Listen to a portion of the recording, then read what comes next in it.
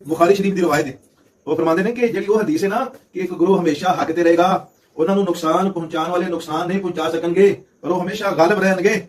ਫਰਮਾਉਂਦੇ ਨੇ ਇਹ ਗਰੋਹ ਜਿਹੜਾ ਹੈ ਇਹ ਸ਼ਾਮ ਵਾਲਿਆਂ ਦਾ ਗਰੋਹ ਹੈ, ਸ਼ਾਮ ਵਾਲਿਆਂ ਦਾ। ਇਹ ਸਹੀ ਬੁਖਾਰੀ ਦੀ ਰਵਾਇਤ। ਹੁਣ ਅੱਲਾਹ ਦੇ ਰਸੂਲ ਵੀ ਦੁਆ ਕਰ ਰਹੇ ਨੇ, ਅੱਲਾਹ ਸ਼ਾਮ ਵਾਲਿਆਂ ਨੂੰ ਬਰਕਤ ਦੇ। ਹਜ਼ਰਤ ਮੁਆਜ਼ ਬਿਨ ਜਬਲ ਫਰਮਾ ਰਹੇ ਨੇ ਕਿ ਸ਼ਾਮ ਵਾਲੇ ਹੀ ਹੱਕ ਵਾਲੇ ਨੇ। ਫਿਤਨੇ ਕਿੱਥੋਂ ਉੱਠਣਗੇ? ਫਿਤਨੇ ਕੂਫੇ ਤੋਂ ਉੱਠਣਗੇ। ਤੇ ਕੂਫੇ ਕੌਣ ਸਾ? ਕੂਫੇ ਜਿਹੀ ਬਲਵਾਈ ਸਾਰੇ ਜਿਨ੍ਹਾਂ ਨੇ ਹਜ਼ਰਤ ਉਸਮਾਨ ਰਜ਼ੀ ਅੱਲਾਹ ਤਆਲਾ ਨੂੰ ਸ਼ਹੀਦ ਕੀਤਾ, ਇਹ ਰਾਫਜ਼ੀ ਸ਼ੀਆ ਸਾਰੇ ਕੂਫੇ ਦੇ ਅੰਦਰ ਤੇ ਖਿਲਾਫਤ ਬਨੂ ਉਮਈਆ ਦੇ ਹਵਾਲੇ ਨਾਲ, حضرت علی رضی اللہ تعالیٰ عنہ دور خلافت کے حوالے نال، خلفائے راشدین کے حوالے نال اے روافض تے شیعہ نو بہترین جواب دیتا گیا اس کتاب کے اندر۔ کتاب پڑھنے والی سارے ساتھی پڑھو تسی۔ وہ دے مقدمے چ خالد حسین گرجاکی انہوں نے اسی حدیث دی تشریح کردے ہوئے لکھیا ہے، کہندے نے حضرت علی رضی اللہ تعالیٰ عنہ سمجھدے ساں کہ منو اللہ دے رسول کولوں خلافت دی امید نہیں۔ جملہ کی بولیا انہوں نے بخاری شریف دی جڑی حدیث دی تشریح چ گل لگی ہے، جدوں حضرت عباس نے فرمایا نا کہ چلی اللہ دے رسول کو خلافت لکھوا لے گی، حضرت علی فرماندے نے چاچا جی اہی اللہ دے رسول دے کول گئے نا تو انہوں نے اگر سانو خلافت نہ دتی تو سانو پھر لوگوں نے ہمیشہ واسطے خلافت دینی ہی نہیں، خلافت دے دروازے ہی بند ہو جانے جی، چپ ہی رہو بس۔ خلافت سارے مقدر چ ہوئے گی تو ہمیں مل جائے گی، نہ مقدر چ ہوئی تو نہ ہی صحیح، لیکن اگر اللہ کے رسول کو گئے نا تو خلافت ہو سکتا ہے نہ ملے تو پکا ہی دروازہ بند ہو جائے گا جی۔ اگر مجھے غلطی لگ رہی ہے، میرے بھائی جڑے جڑے میری ویڈیو دیکھ رہے ہیں، اگر تو میری غلطی لگ رہی ہے میری اصلاح کر دے، کوئی حوالہ ساتھی دس دے پیش کر دے، کمنٹ دے اندر تلے لکھ دے کہ جی اے فلاں روایت ہے، فلاں تاریخ دی کتاب ہے، فلاں حدیث دی کتاب ہے کہ جہدے اندر دسیا ہوئے کہ پوری امت مسلمان مجلس شورا نے مل کے حضرت علی رضی اللہ تعالیٰ عنہ دی خلافت دا اعلان کیا۔ پھر فرمایا والمستحل لحرم اللہ، اللہ کی حرمتوں یعنی جن کی تکریم کرنا ضروری قرار دیا گیا اور جن چیزوں کو اللہ نے حرام قرار دیا اس کو حلال قرار دینے والا، اس پر بھی لعنت ہے۔ اب اللہ نے سود حرام قرار دیا، بنو امیہ نے سود حلال قرار دیا، اللہ نے رشوت حرام قرار دی، شریعت نے حرام قرار دی، اور بنو امیہ نے رشوت کو حلال قرار دیا۔ شراب حرام ہے، بنو امیہ کی شریعت میں شراب حلال ہے۔ یہ ہے میرے بریلوی بھائیوں کے ننہال کی شریعت۔ کیوں نہیں اس پر آپ کی غیرت ایمانی آ کر کوئی فیصلہ دیتی؟ نہیں، کیوں دے؟ اگر نعوذ باللہ من ذالک آج کا کوئی مست ملنگ ان چیزوں کا ارتکاب کرتا ہے فوراً فتویٰ حرام حرام حرام حرام، لیکن چونکہ بنو امیہ شراب نوش تھے، ان کو یعنی وہ پی لیں شراب تو وہ حلال بھی وہ حرام بھی حلال ہو جاتی ہے اجتہاد کی عظمت میں۔ سود وہ کھائیں پئیں موج کریں تو وہ خدا کا حرام کردہ بھی ان مولویوں کے نزدیک حلال ہے۔ رشوت، سمگلنگ، جتنے بھی جرائم تھے، خاص کر صحابہ کا قتل، ان کے نزدیک مولویوں کے نزدیک حلال ہے، چونکہ ہمارے بریلویوں کے ننہال جو ہیں ان کے نزدیک یہ حلال تھا۔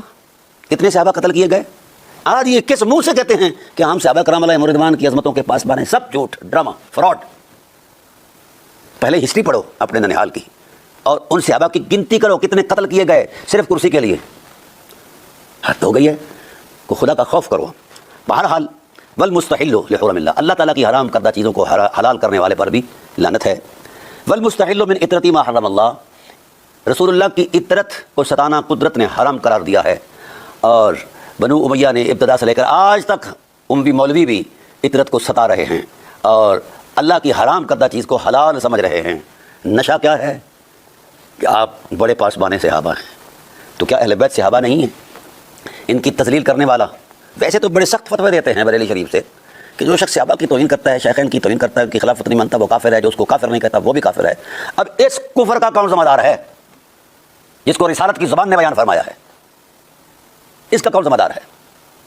اور پھر گیت گاتے ہو، پھر کہتے ہو کہ جناب والا فلاں کی سیاست زندہ باد، فلاں بے خطا بے خطا بے خطا بے گناہ بے لا خطا، واہ واہ واہ واہ واہ، خطا کار پھر عطرت پاک ہوئی، خطائیں پھر قرآن مجید میں نظر آئیں آپ کو، رسالت پناہ عالم صلی اللہ علیہ وآلہ وسلم کے نظم شریعت کے اندر خطا نظر آئی، ہاں جی۔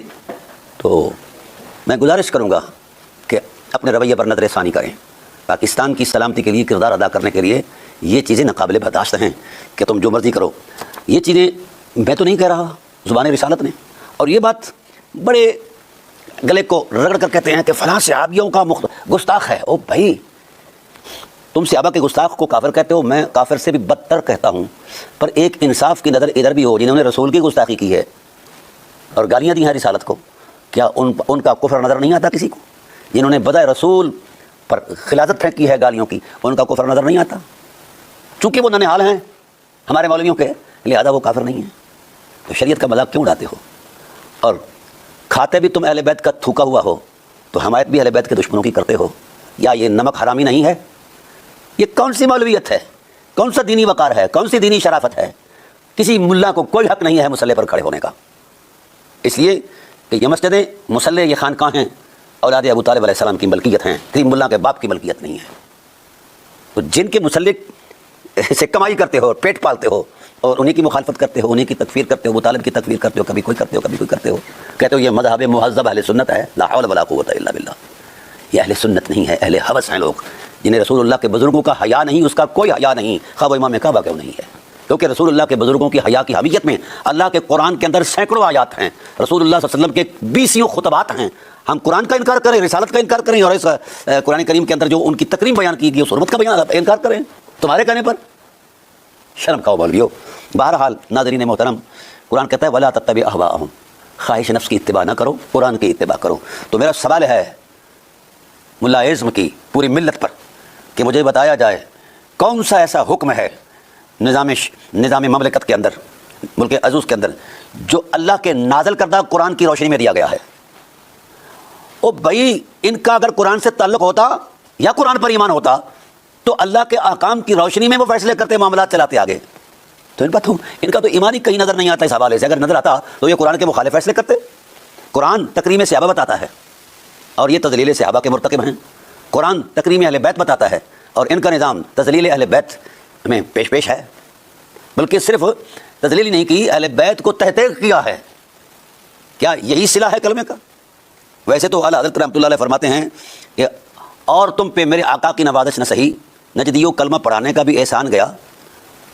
نجدیوں کے بارے میں تو ہمارا یہ خیال ہے، تو کیا امویوں کے بارے میں کبھی یہ لفظ نہیں آیا کہ کلمہ پڑھانے کا احسان گیا؟ انہوں نے کبھی کلمہ پڑھانے کے احسان کو یاد رکھا ہے؟ نہیں رکھا، اور نہیں رکھیں گے. جس طرح اس وقت کا ملا اعظم اس وقت کے سادات کا احترام نہیں کر رہا.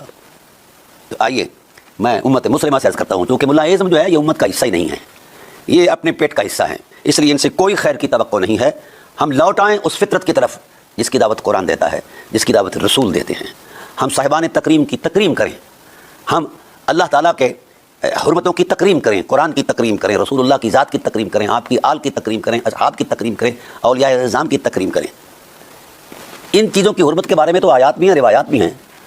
تو انہی حرمتوں جو دین کے تسلسل میں ایک قوت اور ایک کردار کی عظمت میں نظر آتی ہیں، اگر یہی کردار چیلنج کر دیے گئے تو پیچھے کیا رہے گا؟ اعتماد کے لیے یہ ملا رہ جائیں گے جن کا کوئی نہ آگا ہے، نہ پیچھا ہے، نہ نڑی ہے، نہ ڈٹا ہے. انہوں نے وہی پڑھا ہے جو ان کو پڑھایا گیا ہے کہ اگر معاویہ گالی دے جائے رسول کو تو بھی کوئی حرج نہیں ہے، یہ بھی اجتہاد ہے. لا حول ولا قوت الا باللہ. اس لیے دوستان محترم، میں انشاءاللہ العزیز چونکہ نظام حکومت پر ہماری گفتگو ہو رہی ہے، تو الہی نظام کا جو دستوری تسلسل ہے وہ خلافت و ولایت اور امامت علی علیہ السلام میں ہے. ملا اعظم کے تراشے ہوئے تصور دین میں نہیں ہے. اتنا سمجھ لیجئے کہ جس طرح امام حسین نے بنی امیہ کو بے نقاب کیا، اسی طرح امام کاظم نے بنی عباس کو بہت بڑی خدمت ہے. اگر میں یہ پیش کر سکا تو بہت اچھا، اگر نہ پیش کر سکا تو آپ خود مطالعہ کیجئے. عظیم حادثہ ہے رسالت مآب کی رحلت کا، اور رحلت رسول خدا کے بعد جو کچھ ہوا وہ آپ کے سامنے ہے. اس کا جو حاصل ہے وہ دو طاقتیں ہیں، ایک بنی امیہ اور ایک بنی عباس. یہ دو طاقتیں یا دو اقتدار یا دو خلافتیں، جو بھی آپ کو نام دے اس کا، یہ حاصل ہے اس انحراف کا جو رسالت مآب کی رحلت کے بعد سقیفہ میں اگر پہنچے. میں مختصر بولوں گا، زیادہ چیزوں کو نہیں کھولوں گا، اس لیے ذرا ساتھ دیجیے گا. سقیفہ میں جو ہوا وہ صحیح ہوا یا غلط ہوا، جو ہوا اس کا جو نتیجہ ہوا وہ بنی امیہ کی حکومت تھی. بنی امیہ کی حکومت کو مسلمانوں نے اجماعاً 2 دفعہ ریجیکٹ. تمام مسلمانوں نے بنی امیہ کی حکومت کو 2 دفعہ مسترد کیا. ایک دفعہ جو مسترد کیا وہ میں بیان نہیں کروں گا، دوسری دفعہ جو مسترد کیا اسے صرف میں بیان کروں گا. جب بنی امیہ کے کرتوت سامنے آئے، جب امام حسین نے بنی امیہ کو بے نقاب کیا اور معاشرے میں کرپشن بڑھ گئی، آپ کی زبان میں معاشرے میں بہت زیادہ مہنگائی ہو گئی، جب بجلی مہنگی ہو گئی، پیٹرول مہنگا ہو گیا، تو عوام نے کہا خلیفہ چور ہے. بات منتقل ہو رہی ہے؟ سارے مسلمانوں کو پتا چل گیا یہ خلیفہ چور ہے، یہ خلیفہ نہیں چلے گا، پھر کیا کیا جائے؟ تبدیلی آنی چاہیے۔ تبدیلی کیا ہے؟ نیا نظام چاہیے؟ نہیں، پرانا نظام چاہیے۔ اس وقت تبدیلی یہ تھی کہ ہمیں پرانا نظام چاہیے۔ رسول کے جانے کے بعد امامت کا حق بنی ہاشم کا تھا، اگر حق حقدار کو ملے تو تبدیلی آئے گی، اگر حقدار کو نہ ملے تو یہ جو غاصب ہیں ان سے تبدیلی نہیں آئے گی، حکومت ٹھیک نہیں ہوگی، عوام کی حالت صحیح نہیں ہوگی۔ اس لیے تمام مسلمانوں نے اجماع کیا، اجماع کو دلیل ماننے والوں سے کہہ رہا ہوں، تمام مسلمانوں نے اجماع کیا کہ ہمیں بنی امیہ نہیں چاہیے، اجماعاً بنی امیہ کو مسترد کیا، اجماعاً بنی ہاشم کو ووٹ کیا۔ ساتھ ہیں میرے؟ سب نے مل کر، اور سب نے مل کر جو نعرہ لگایا، بنی عباس آگے تھے، بنی حسن آگے تھے، بنی ہاشم آگے تھے، سب نے نعرہ یہ لگایا الامامہ للرضا من آل محمد، صلوات پڑھ دیجئے محمد، اور امامت صرف آل محمد کر سکتی ہے، امامت آل محمد کو پلٹا دو سب چیزیں ٹھیک ہو جائیں گی۔ الامامہ للرضا من آل محمد، یعنی اس زمانے میں امام جعفر صادق علیہ السلام آپ کی امامت پر سب جمع ہو گئے، لیکن کیونکہ آپ علم امامت سے بنی عباس کو جانتے تھے، جیسے امیر المؤمنین اپنے علم امامت سے بنی امیہ کو جانتے تھے۔ ابو سفیان آیا تھا نا، یہ سارے میں صرف اشارات کر رہا ہوں، تفصیل سے بیان نہیں کروں گا، لوگ ان کو آئے گا جو تاریخ تھوڑا جانتے ہیں۔ مومنین نے اس وقت بنی امیہ کی آفر کو ٹھکرایا تھا، یہاں بنی عباس کی آفر کو کہ ہم آپ کی امامت تلے جمع ہوں گے، اسے امام جعفر صادق نے ٹھکرایا۔ ابوا میں اجتماع ہوا، وہاں امام تشریف لے کر نہیں گئے، نفس زکیہ کی امامت پر اجماع ہوا، وہ سارا ابھی میں نقل نہیں کرا تاریخ کے اس حصے کو۔ یہ ہوا کہ پھر خلافت آ گئی، ملوکیت آ گئی، اقتدار آ گیا بنی عباس کے پاس۔ اب دو ہیں، ایک بنی امیہ ہے، دوسرا بنی عباس ہے۔ بنی عباس نے اور تمام مسلمانوں نے بنی امیہ کو مسترد کیا، بنی امیہ بنی عباس کو مسترد کرتا ہے، بنی امیہ کہتا ہے بنی عباس صحیح نہیں ہے، بنی عباس کہتا ہے بنی امیہ صحیح نہیں ہے، جس طرح قرآن میں کہا ہے یہود کہتے ہیں نصارہ ٹھیک نہیں ہے، نصارہ کہتے ہیں یہود ٹھیک نہیں ہے، قرآن کہتا ہے یہ دونوں ٹھیک نہیں ہیں۔ اب آپ فیصلہ کریں، ایک کہتے ہیں بنی امیہ ٹھیک ہے، ایک کہتے ہیں بنی عباس ٹھیک ہے، مومنین کیا کہتے ہیں؟ دونوں ٹھیک نہیں ہیں، لیکن آج بھی ایسے لوگ ہیں جو کہتے ہیں دونوں ٹھیک تھے۔ اب ان کی عقل کو ہنسنا چاہیے، رونا چاہیے کہ یہ دونوں ٹھیک تھے۔ کیوں دونوں ٹھیک تھے؟ ابھی آپ کا جو نصاب پڑھایا جاتا ہے ہم بھی یہی پڑھ کے آئے ہیں، یہ ابھی نئی چیز نہیں ہے، یہ پرانی داستان اسی طرح چلتی آئی ہے۔ ٹھیک ہے، بنی امیہ کو بھی مشاہیر میں ڈالا ہوا ہے، بنی عباس کو بھی مشاہیر میں ڈالا ہوا ہے، ان کی بھی بڑی خدمات ہے، ان کی بھی بڑی خدمات ہے، یہ بھی ٹھیک ہے اور یہ بھی ٹھیک ہے۔ دو باطل قوتوں کو ٹھیک کہنے والا مکتب ٹھیک نہیں ہو سکتا۔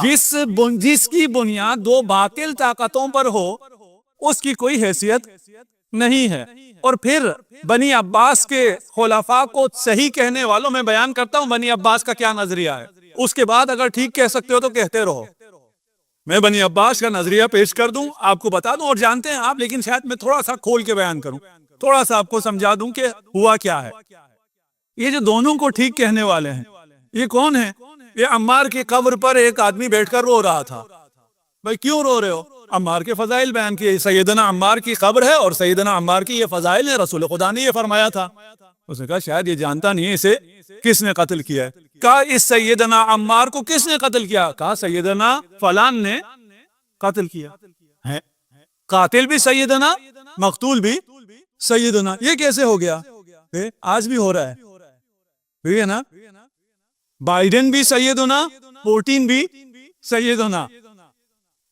آپ کا پرائم منسٹر مشکل حالات میں پھنس گیا تھا نا، ماسکو میں گیا تو وہ بھی سیدنا تھا، اور ادھر سے جو کال آ رہی ہیں وہ بھی سیدنا۔ بنی امیہ بھی ٹھیک، بنی عباس بھی ٹھیک، رشیا بھی ٹھیک اور ویسٹ بھی ٹھیک۔ یہ دونوں کیسے ٹھیک ہو گئے؟ یہ دونوں کیسے صالح ہو گئے؟ یہ دونوں کیسے حق پر ہو گئے؟ اللہم اشغل الظالمین ظالم. ابھی آپ کو انٹرنیشنل میڈیا جس طرح تصویر دکھا رہے یوکرائن کی، وہاں کے مہاجرین کی، وہاں پر بمباری سے متاثر ہونے والوں کی، کبھی یمن کے متاثرین ان انٹرنیشنل میڈیا نے کبھی یمن کے متاثرین کو دکھایا ہے کہ ان پر کیا گزر رہی ہے؟ ابھی تک کتنے سالوں سے ان پہ بمباری ہو رہی ہے، کسی نے دکھایا وہ کس حالت میں ہے؟ سالہ سال ہو گئے ان کے پاس کھانے کو کیا ہے اور کھانے کو کیا نہیں ہے، کسی نے دکھایا ہے؟ ابھی بڑے مظلومیت سے دکھا رہے ہیں کہ ان کے پاس ایک ہفتے کا کھانا فریزر میں ہے، اگر ختم ہو جائے تو یہ بیچارے بھوکے مر جائیں گے. اللہم اشغل الظالمین بالظالم. مسلمانوں پر جنگ مسلط کرنے والوں کے درمیان خود جنگ ہو گئی ہے، جس طرح بنی امیہ اور بنی عباس میں جنگ ہو گئی تھی. جس طرح ان دونوں ظالموں میں جنگ ہوئی، ان دو ظالمین میں جنگ ہونے سے فائدہ کس کا ہوتا ہے؟ مظلوم کا فائدہ ہوتا ہے. وہ اسلام، وہ شریعت، وہ احادیث، وہ تفسیر، وہ فقہ جسے نہیں نشر ہونے دیا جا رہا تھا، استبداد نے روک رکھا تھا، جب یہ دو طاقتیں ٹکرائی اور باطل کمزور ہوا تو امام باقر اور امام جعفر صادق علیہ السلام نے، صادقین نے علم کی روشنی پورے عالم اسلام میں پھیلا. بنی امیہ اور بنی عباس.